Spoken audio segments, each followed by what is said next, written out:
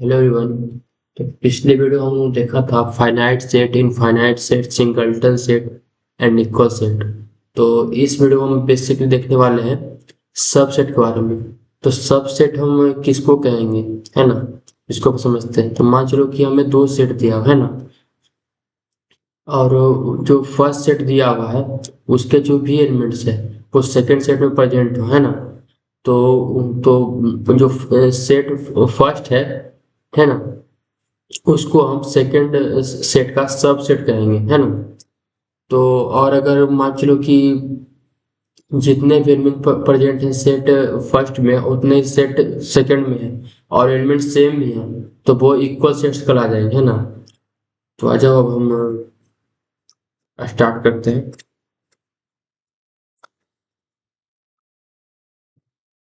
चलो, वाला है ten subset. Okay,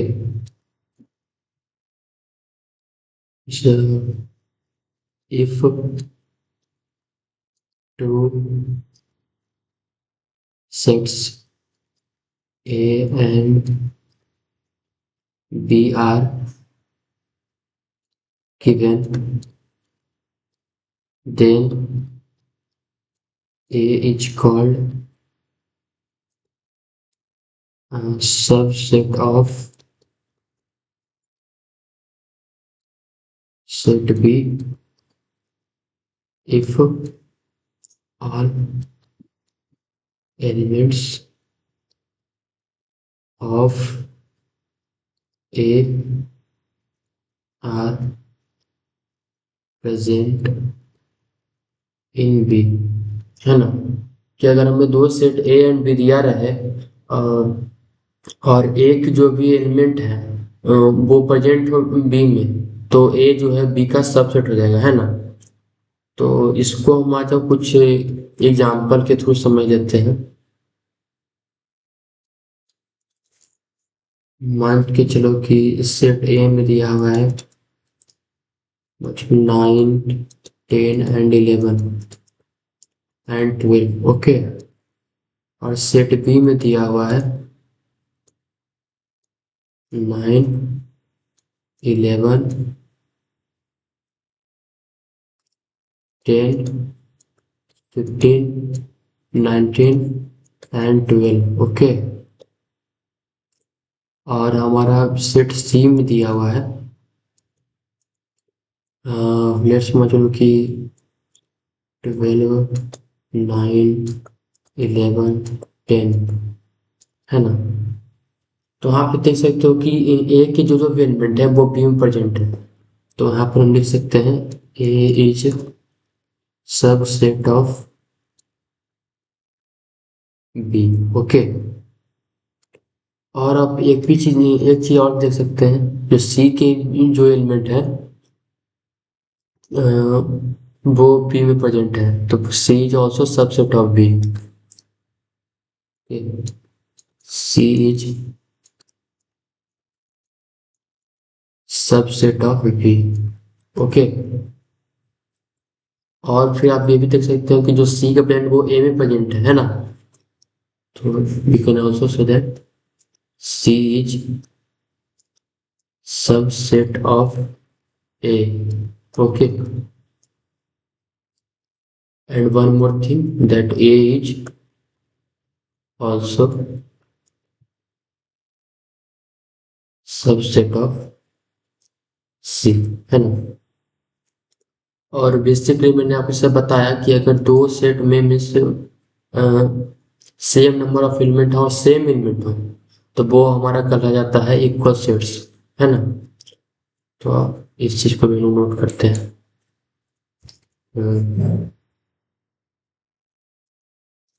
if two sets A and B are given, okay,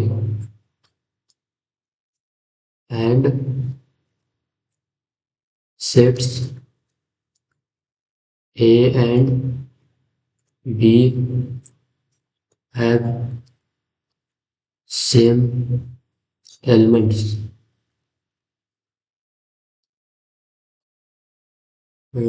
same element को basic इसको अगर हम हटा के ऐसे बात करें, ठीक है, तो इसको लिखते हैं B are subset of each other, है ना। कि अगर एक दूसरे के सबसेट हो तो वो हम इक्वल सेट कहलाएंगे, ईच अदर। देन दे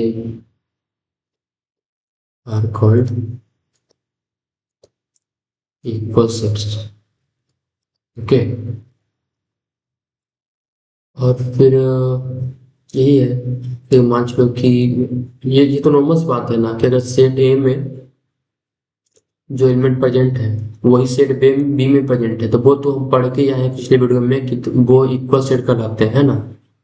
तो और ऐसे में अब इस लेक्चर में हमने यही पढ़ा कुछ देर पहले कि अगर एक सेट के एलिमेंट दूसरे सेट में प्रेजेंट है तो पहला सेट दूसरे सेट का सब सेट कहलाएगा। लेकिन यहाँ तो सेट ए और बी के एलिमेंट दोनों सेम ही है, तो सेट ए बी का सबसेट हो जाएगा और सेट बी भी सेट ए का सबसेट हो जाएगा, है ना। I hope that you understand everything, and let's move to next point. Okay.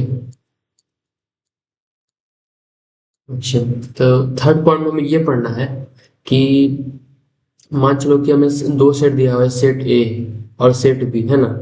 तो और अगर मान चलो कि सेट ए का जितना भी एलिमेंट है वो बी में प्रेजेंट है ना, तो जो हमारा सेट बी है, सेट ए है, वो हमारा सब सेट कहलाएगा, वो हमने देखा।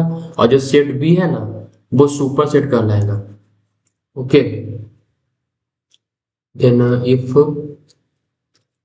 two sets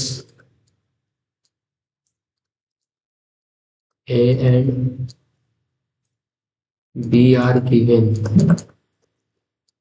and all elements of A are contained in B. Okay, then A is called subset of B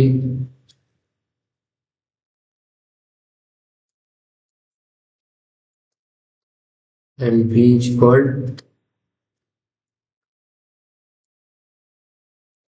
superset of A. Okay. चलो इसे वहाँ पे एग्जाम्पल के थ्रू समझाता हूँ। मान लो कि हमें सेट ए दिया हुआ है 1 2 3 9, ओके। और सेट बी दिया हुआ है 1 2 9 3 4 8। तो ये जो हमारा सेट है ना इसको हम सब सेट बोलेंगे, ओके।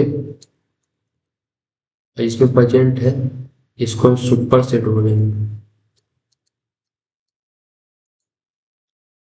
तो बेसिकली यही था। और फिर हमें एक और चीज पढ़ना है, दैट इज प्रॉपर सब्जेक्ट।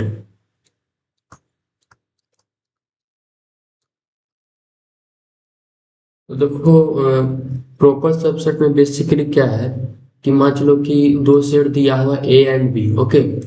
तो ए को प्रॉपर से सेट बी का तब हम बोलेंगे जब कि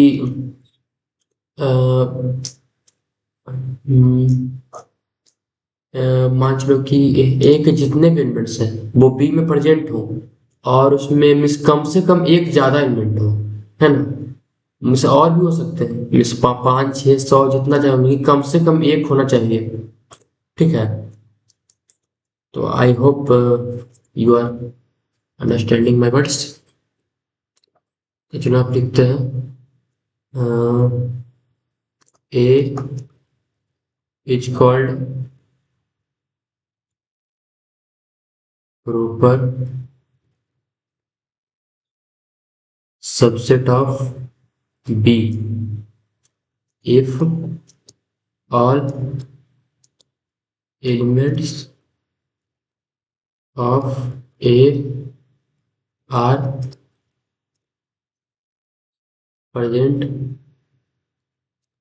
in B and B should have at least one extra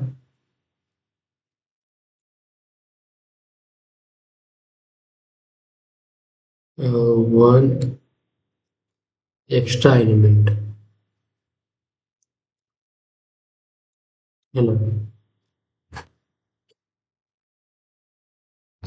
तो ए को प्रॉपर सेट हम बोलेंगे, प्रॉपर सबसेट बी का तब बोलेंगे जब हमारा की जो ए के जितने में वो बी में प्रेजेंट हो, बी में कम से कम एक एक्स्ट्रा एलिमेंट हो।